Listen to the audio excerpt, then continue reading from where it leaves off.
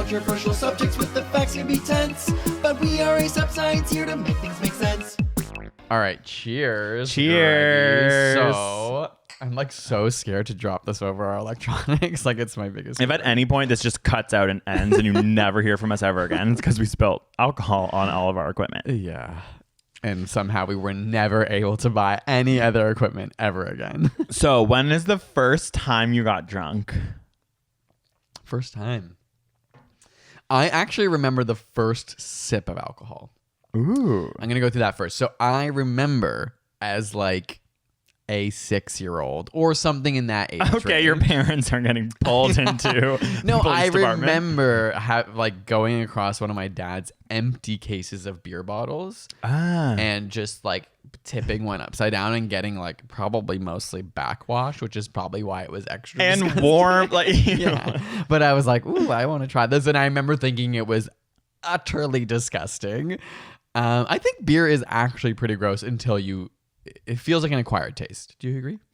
Yeah, it actually tastes. Whenever I have a hip, like small batch beer, I'm like, this does taste like vomit.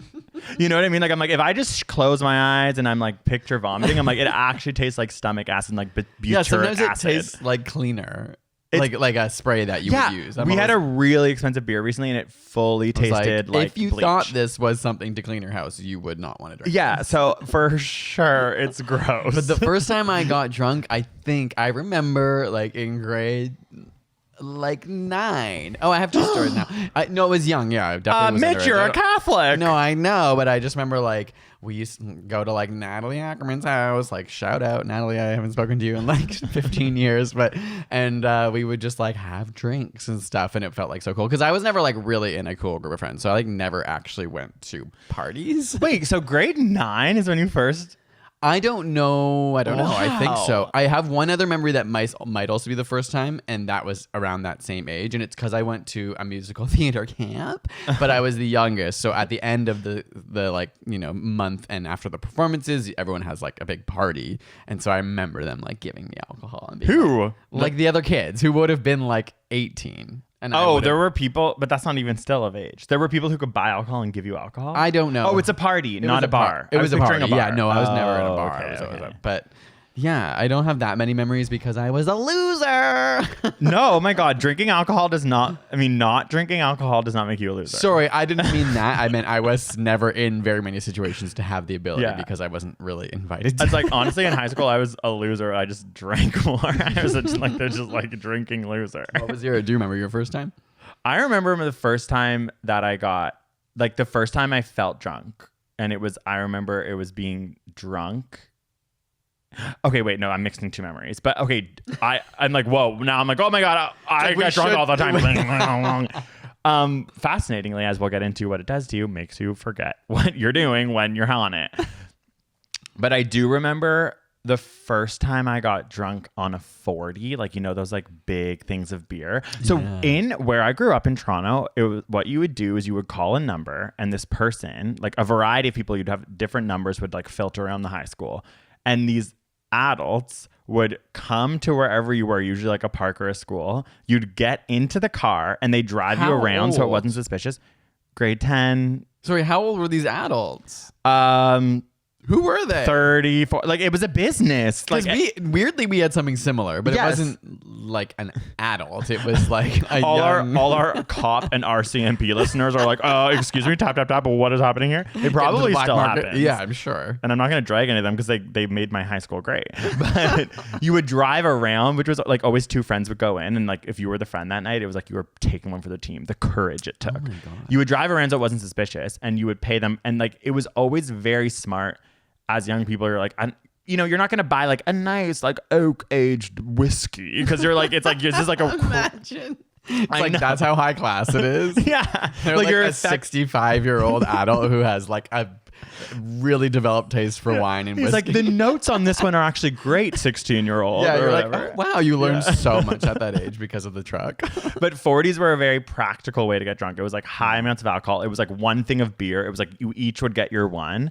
And I remember the first time that I kind of like drank maybe half of one or maybe 3/4 and I just like could see the bathroom door and my friend Daniel Petrie's like basement and walking towards it confidently and slowly just like going sideways and just like slamming into the wall beside the door and being like, oh my God, I'm on a roller coaster. Like this is exactly what the effects of this are. Like I am fully like I have no like spatial awareness. And then the other one I just remember I was like early on stoned and drunk, double whammo. We have a video about that if you want to know.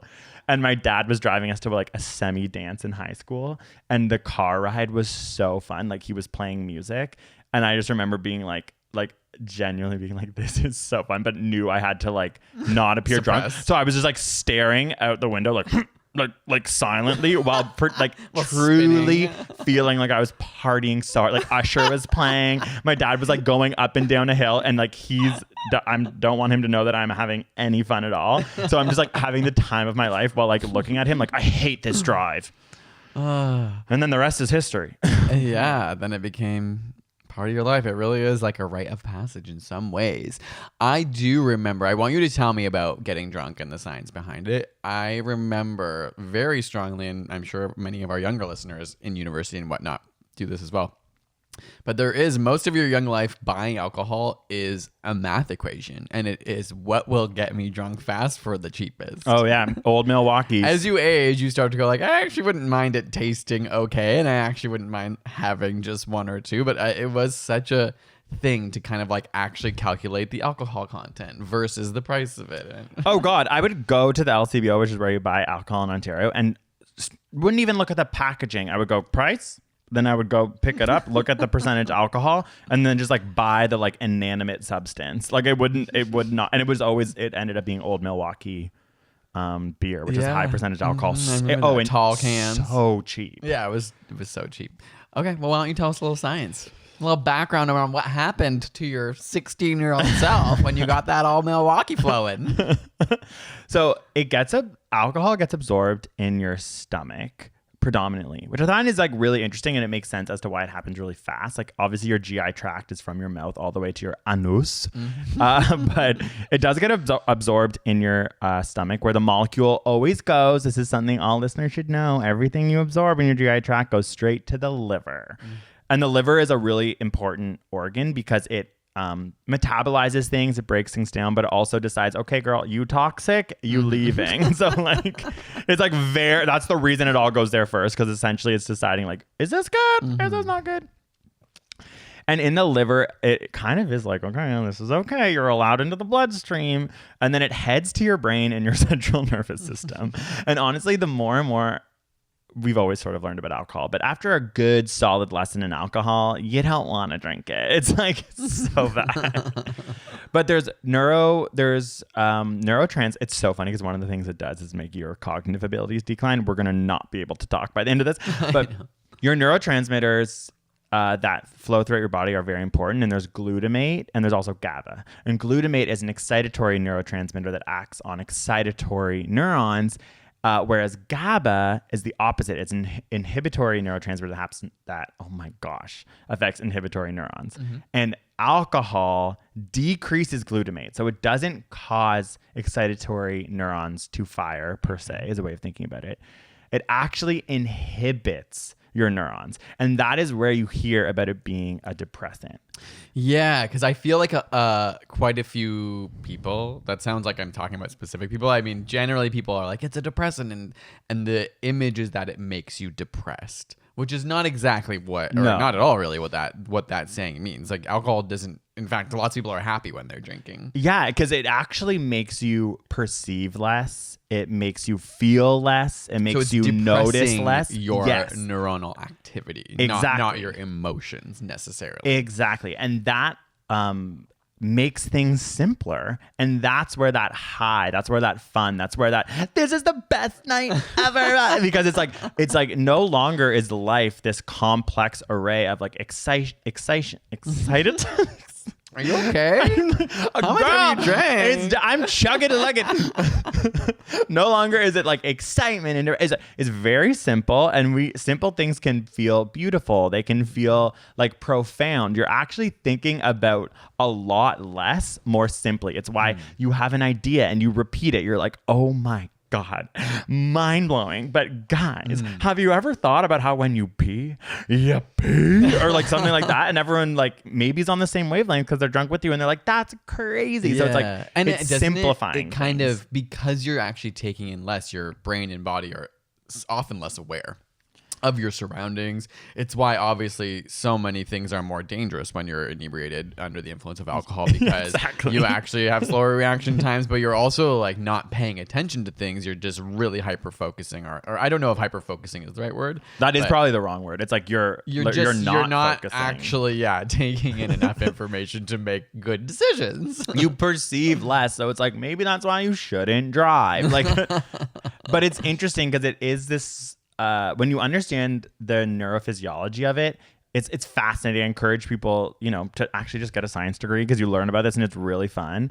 Wait, did you just say I actually encourage people to just get a science degree? Because didn't you find in your science degree, like in biochemistry, it's like they really lean into teaching you about getting drunk, because especially university students, everyone's like, well, what's happening tonight? Yeah, exactly. Hashtag relatable. But it is really complex, is what I'm saying. But it's like it's fascinating, and it kind of is counterintuitive because you're like, oh wait, I'm turning things off. Why is it so fun? It's so fun because things are more simple and you're turning things off.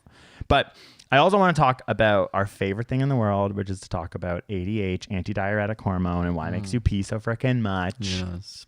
So your ADH, antidiuretic hormone, is released in your pituitary gland, and it acts on your kidneys. It does a variety of things, but in your kidneys, it will create things called aquaporins, which will allow your kidney to reabsorb water into your body.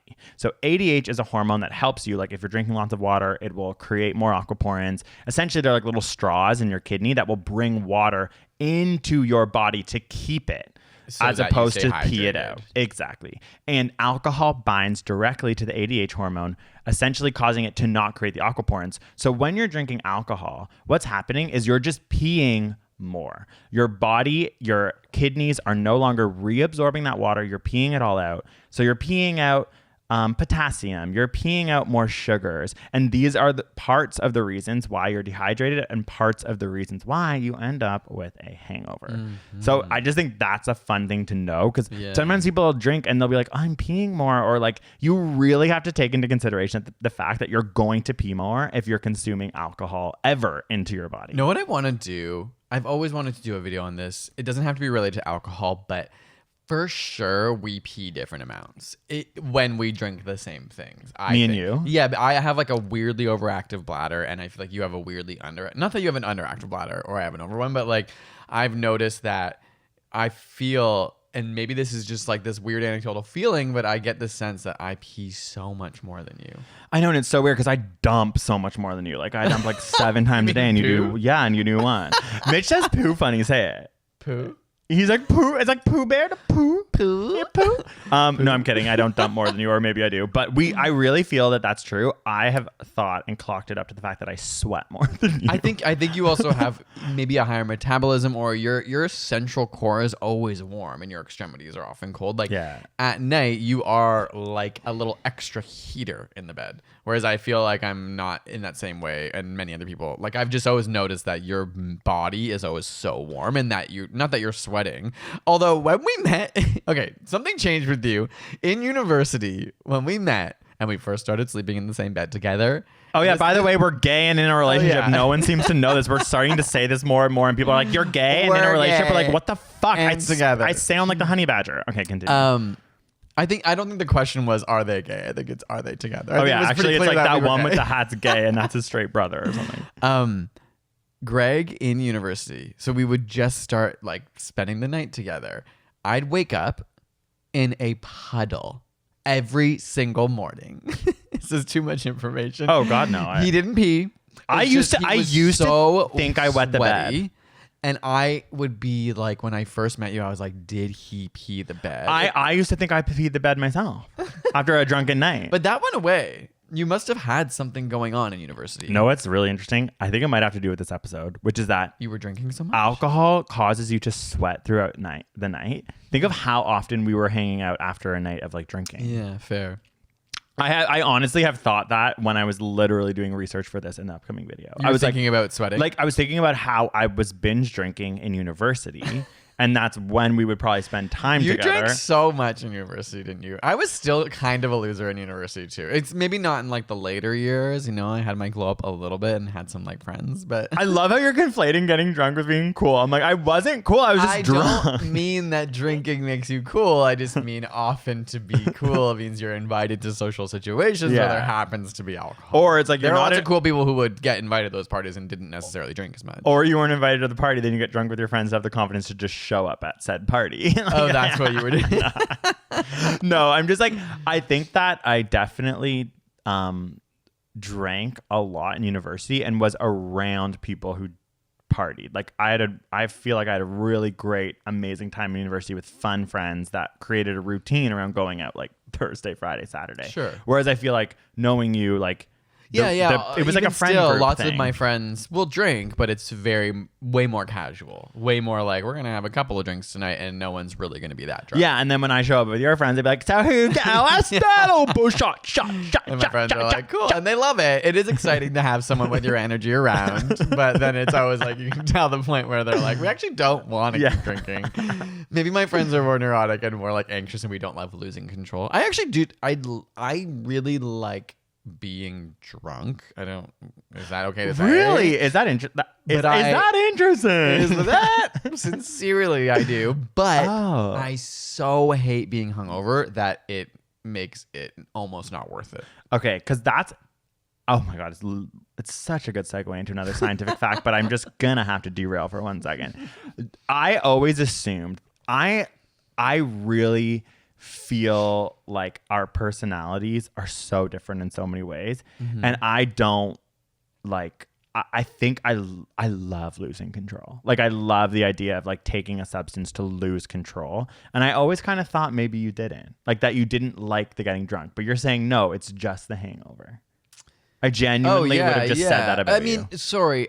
Obviously these things go a little deeper than that. So I don't consciously not like losing control, but obviously there might be limits that subconsciously maybe if I get too drunk, I don't want to feel like I have to throw up, even like on the night of. I don't want to. I've definitely been drunk enough that I've spun so much and like couldn't lay down or sleep. Like even when that's all you want to do is lay down because you're too dizzy. It's like I don't want that, So that if that's losing control, yeah, I don't want to lose control. But in terms of like being more fun or feeling more confident, feeling less insecure, I definitely enjoy drinking in that sense. Okay, I didn't mean like, oh, I love to get the spins and vomit. No, I know you didn't, but I'm saying I don't think I don't like losing control, but maybe there is like a more subconscious part of me that doesn't like losing control. So, okay, now we're just therapy time with Greg and Ned.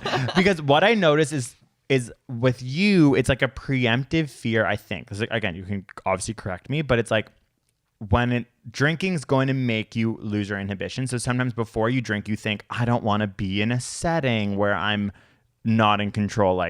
I think you might be conflating alcohol and weed. So with weed, I get a lot more anxious and have things happen to my body that are.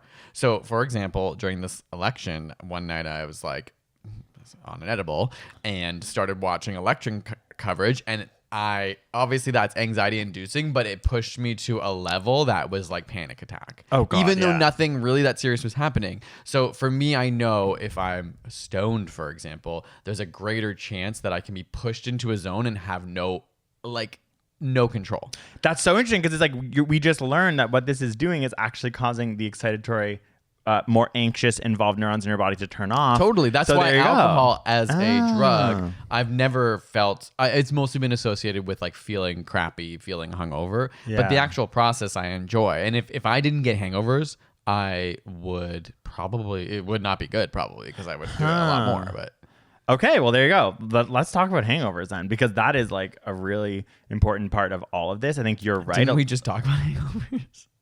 What do you mean? We've been talking about hangovers, haven't we? Or you mean like specifically the science? Yeah, the science. Oh, sorry. Oh, Okay. sorry. I didn't mean that to be shady. I was like, haven't we been talking No, about no, I meant the science of hangovers. Okay, yeah. Okay, tell me about it. Well, one thing I want to say that Tell me about it. tell me Wait, about what's it, that from? stud. Oh, stud. Okay, yeah. I was like, what is that? What do you know what it's from?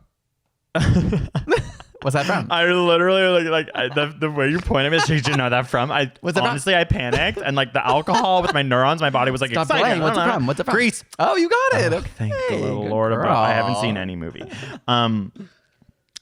So I just want to say this before we get into actual physiology. 5 to 23% of the population is hangover resistant. That Isn't that so is a annoying? superpower. And our friend Fabio Bondi. Oh, Fabio. All right. Literally, Does he listen? Probably not. He's always like, oh, I don't get hungover, and I'm always like, shut the fuck. Yeah, it's Yo, like, you're lying. Like I'm gonna punch you in the face. Like you're lying. You're lying through your teeth. Like it's so frustrating. And then I read this study, and I read like some I people went deep. My on this cousin stat. says that too. She'll be like, I've never been hungover. She'll be like, I've been tired. Yeah, because if you go to bed at like 3 a.m. and wake up at 7, of course I'm tired. But she was like, I don't know what it really means to be hungover. I'm like, that I've always thought that was a lie.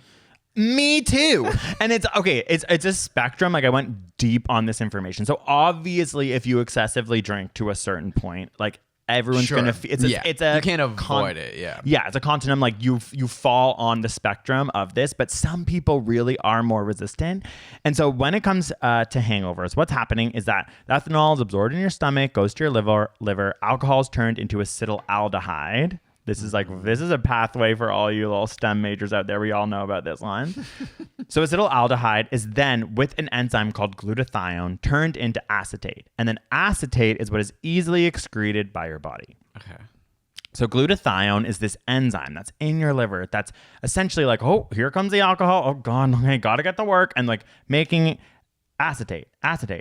But what happens is there's a finite amount of glutathione. So the more you drink, it can't turn all this acetaldehyde into acetate. Like it's just essentially like It's gotta go through the overwhelmed. process. Yeah. And so acetaldehyde, that is 10 to 30 times more toxic than alcohol. That is what makes you feel hungover. It makes you feel nauseous. It's just like this horrible substance that you don't want in your body and your liver's trying to get out. But if you drink too much, it's like, girl, we cannot keep up with this what you're drinking. And so there's a lot of genetics around this like how enzyme, fast you can break glutathione. that down. Yes. And so East Asian people have different genes, and they have a buildup of acetaldehyde when they drink, partly to do with the gene that codes for this enzyme glutathione and other reasons. So that is one of the reasons why East Asian people get more hungover than other populations. And hey, I'm like a big part South Asian and 10% East Asian, according to my 23andMe. There you go. Maybe that's related. There you go. So it's like there's a genetic component to this, 5 to 23% of people who are immune to hangover. Mm-hmm. And the last thing I want to say before we get into your study is that I turn red when I drink, and so do East Asian people, and so do Indigenous American people, so do Irish people, so do British people. I'll throw myself in Irish and British because, like, look at me, like, seriously, mayonnaise in my blood. But the reason why Indigenous Americans, Irish, and British people get red in their face is due to histamines that actually cause vasodilation of blood vessels in the face. Whereas when East Asian people turn red in the face from drinking, it's due to an increase in acetaldehyde. So that thing that is related to being hungover that gets broken down into acetate. Yes. So my point is, I used to think that the reason I got red in the face was the same reason that an East Asian person would get red in the face. But they've actually found out it's different chemical pathways caused by alcohol, and that Irish, British, and Indigenous Irish, British, and Indigenous Americans, it's this different physiological pathway that has to do with blood vessels being controlled by histamines in your blood. Yeah. Hey, and histamines are related to like allergies and stuff, right? Yeah, exactly. Like antihistamines is what you would take when you're taking an allergy pill. For sure. That's I'm like interesting. Allergic to alcohol. Because, well, I don't want to be shady to white people, and I actually think your red face is very endearing. And maybe that's because you blush that a is lot. so nice. I fucking hate it. No, I think that it's probably embarrassing to you because it reveals so much intimately about you that you can't control. So talk about like not. Whoa, therapy cracked me open like an talk egg. about, not wanting to lose control. I think your face doesn't allow you to choose that always. Yeah, because I hate it. It really brightens, and I think people find it an endearing trait. Blushing is an evolutionary trait to show vulnerability, and so it's like people maybe like you can't deceive people. I'm literally stuttering. I'm like, again, people like do technically find it endearing, but as someone who blushes, who is trying to be like, I'm okay, like I hate it. I hate it. Oh my God. And it's just like, think about partying. Everyone's like dancing and everyone like looks hot, and you look over at me and I'm like a fucking tomato and like sweating. Right Well, because of the histamines. Because you brought up blushing. Oh my God. I'm gonna vomit. I just realized, so I'm finished my drink, and I think part of me peeing more might just be I actually drink really fast. Yeah, when I saw that, I was like, okay, he has a problem. Because I know any liquid that's put in front of me, I just enjoy sipping. I love when something tastes yummy, and so I think that might be part of my problem is I drink more than I realize and drink faster than I realize. And so for me, it probably is useful to have drinks that are low alcohol because I'm such a sipper. You know what I mean? I'm a big sipper. I categorize myself as a sipper, if I had to say one thing that I am. Okay. Any other thoughts about drinking before I go into my study? No, just that I haven't been binge drinking in a long time, but definitely when I do, like, I go crazy. Cool, moving on. That's great. Yeah, makes me go all crazy. Actually, that's true. I don't think we've like been very drunk in a very long time. I know. Since the pandemic, because least. Like in this pandemic, I've definitely had drinks, but I have not been drunk. No, and like I mean, I've been drunk. You know what we're I mean. Gay, okay? Like we are gay. Okay, that's another thing to look into. Is like gay men party, and I don't feel like I'm missing those genes, but our friends party so hard. much. And like I think that's part of it is like as gay, as defined as a definition, as queer, as a fagoot, some might say. Like there's such a party culture that like when we go out to bars, I'm like I would love to say maybe it's just our friends, but then you look around, everyone's doing this. Buying drinks. Oh, who's around to drink? Like, you don't even really keep up with it. And by the time you get home, like, I don't even want to say how many drinks are, like, maybe consumed at a night out at a bar. Like, it's a lot. And so without that pressure or that fun sort of, like, camaraderie of drinking that the bar atmosphere brings to a gay, queer, like us, I just think for the first time in our lives, we've not been binge drinking because I'm like, I don't have... I mean, it may also just be, even for straight people, like we just haven't really seen our friends in like we've seen some of them on walks or, you know, outside, but we haven't been to a party in a year. But I just think straight people, it's like when you're hanging out with gay people, it's like, oh, they're on GHB. Like literally they're on horse tranquilizer. Oh my like God. I'm not trying to be like homophobic. Like I'll educate the masses. Like it's just like we have a different culture. It's involved around like partying. It's involved around drugs and alcohol for a variety of reasons, coping mechanisms. We were raised with shame, not for everyone. But there's also nothing wrong with this. Like I don't think there's so. I don't like any shame about really any. Well, again, we've been shamed our whole freaking lives for being gay. But yeah, it's just whatever. I'm just stating the obvious. I'm in this community. I can say it. Us gays know how to party. And so I think I've just been less drunk because of that reason. Wow. Okay. Well, on that note, my segue will be, is there any amount of alcohol that is either good for you or okay? Because there's been a lot of, you know, buzzy headlines around, you know, a glass of wine or 2 glasses of wine a night is actually good for you because of heart issues or all sorts of different things in studies that have sort of claimed or headlines that have claimed that there are benefits. If you want to get clickety clacks on like the saying internet, chocolate cures cancer, alcohol is good for you. Oh my God, randomly McDonald's fries, good for your arteries? Duh, you're going to click. And so it's informed by that a lot. So I looked into this a little bit, and I had heard this a couple of years ago. There was a study that looked at studies over the course of 26 years to find out the associations between drinking and health. And like a meta-analysis? Yeah, it was a meta-analysis, and it basically concluded that no amount of alcohol is good for you.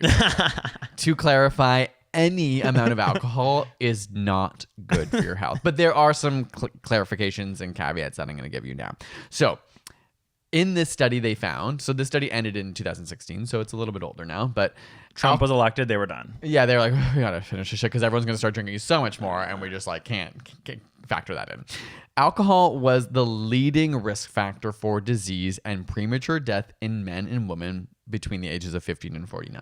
Oh, Lord above, Isn't have that mercy crazy? on our souls. So obviously, as you age, different diseases and factors come into play. But if you were between 15 and 49, the leading factor for disease and premature death, alcohol. Isn't that crazy? It's crazy. And like That this substance is just like everywhere. It's in everywhere. nearly every culture. But that's part of the reason why, right? Because like culturally, it's become so acceptable, normalized. yeah. But it is weird that we all just like go and like drink these vials of chemicals like on the weekend, and everyone's like, "Oh, you want some chemicals with your turkey?" You know, squirrels and stuff eat fermented fruits and get drunk and love it. So I guess it's just. I don't know if they love it. I think they're like, Maybe- "Whoops, that one was fermented. Let's go to the other ones," because you know what I mean. I can't say this for sure, but I thought there's been things to show that they will choose that. If any of the squirrels out there listening to this podcast, we'd love to have you on to Send in a question little fan mail. Send Yeah, in we'd something love to to have a let us know. squirrel on this podcast. So alcohol accounted for nearly 1 in 10 deaths in this over the 26-year period. That doesn't mean like people died while drinking. It just meant it was associated with. That's 1 in 10 even deaths. worse. Because they're talking about the health implications. So that could also probably include, accidents caused by alcohol on people who were not drinking at all, Yeah. right? So they're looking at the general health of society It's and the impact of alcohol. truly a parasite. In 2016 alone, 2.8 million people died due to alcohol associations. In In 2016. the 1 year. In 1 year.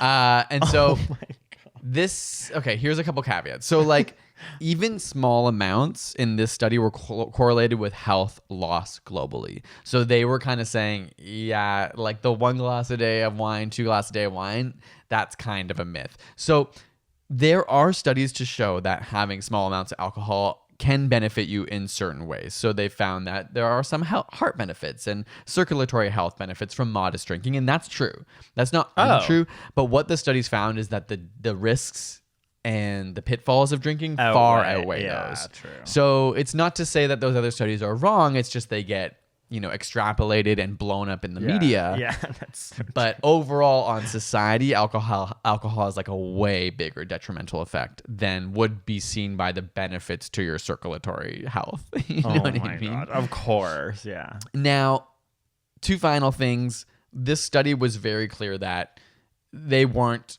condoning like alcohol abstinence. That wasn't necessarily the answer because alcohol comes with benefits. It's enjoyable. It makes people relax. It makes people have fun. And so it wasn't just a matter of like just getting rid of alcohol. Like that's not necessarily a solution.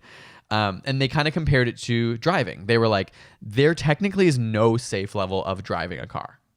Because if you're in a car, your risk of dying is higher than if you're not. But of course, governments don't ban driving in cars because it's a part of society. It has other benefits that we deem are useful. And so that was sort of their analogy of alcohol. They're like, we're not trying to say you shouldn't be drinking, but governments should understand that it's a net loss. It's a net like negative in some ways, but it's a part of society that maybe we should just be aware of. Yeah, And that's interesting. the final kind of like interesting tidbit was that in this study, they mapped alcohol consumption over the globe, and they found that it was reverse correlated to your distance from the equator. So the farther away from you are from the equator, the more likely you are to drink more.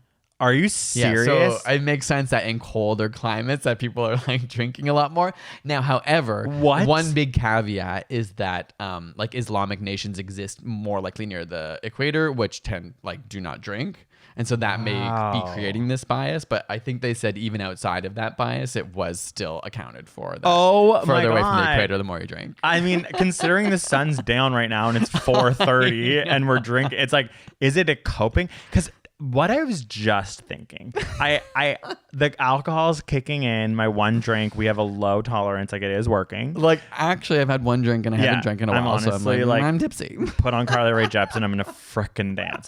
But I'm also gonna like burst my bladder. Yeah, I'm literally gonna urinate all over this. That's why this is gonna eventually shut off, not because we spill, because we pee all over it. But I had this moment just like while you were talking where I was like, this feels so good.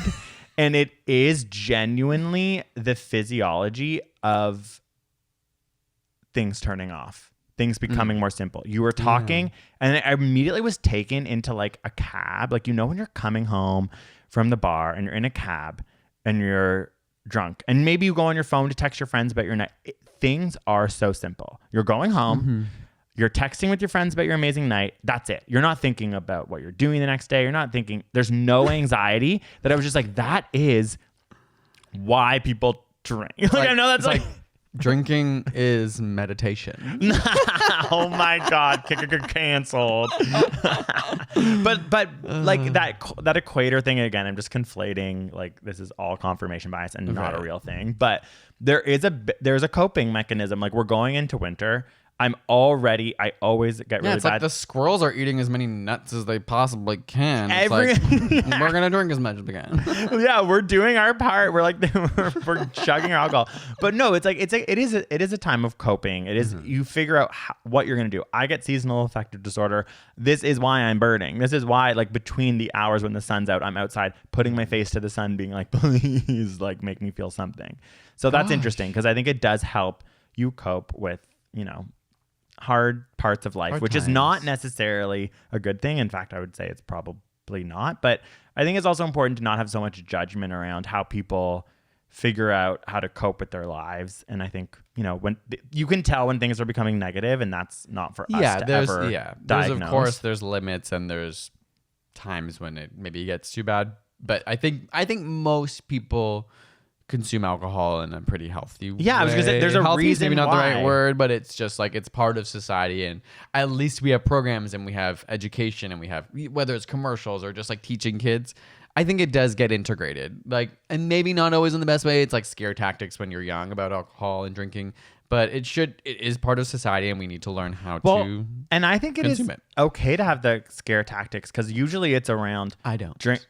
Okay, well, I'm about to say something that you're going to be like, I definitely... No, usually it's about drinking and driving.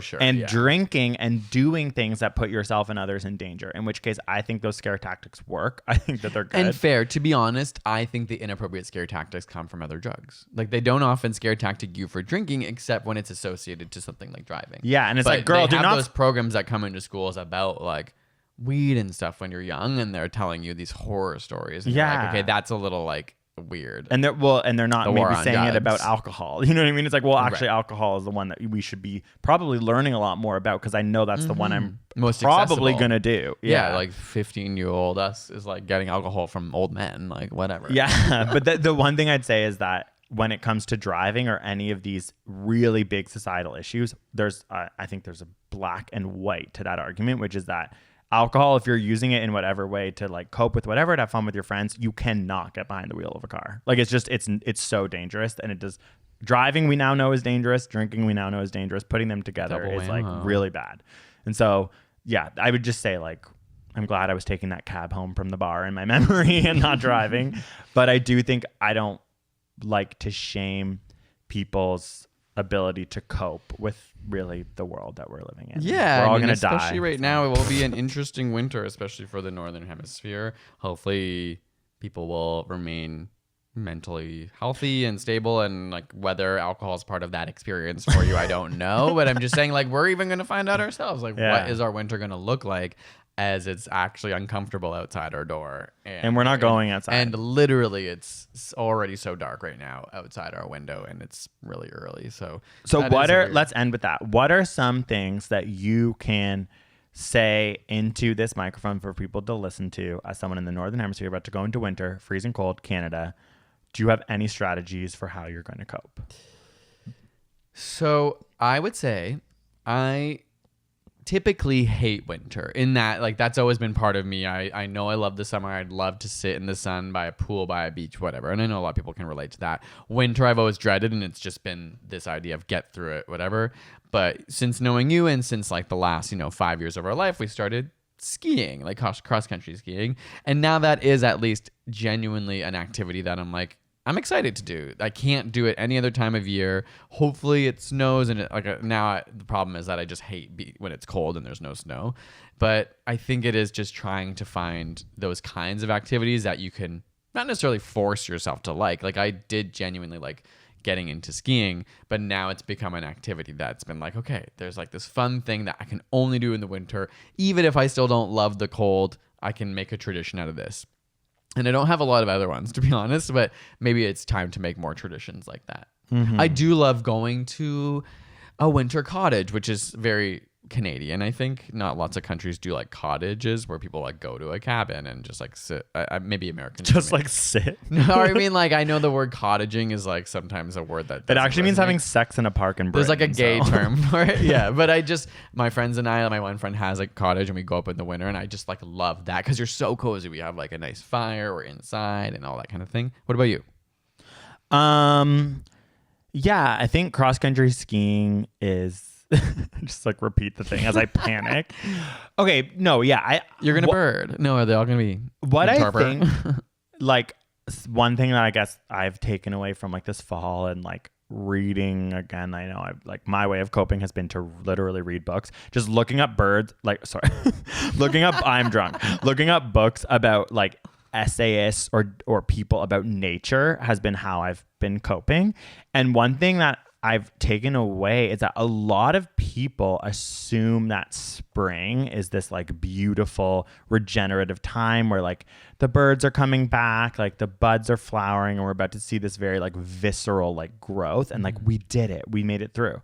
And a lot of these poets and people that I'm reading are they have poet energy. So they're kind of dark, you know, they're like solemn, and they're really obsessed with this time right now. November, December, things are dark.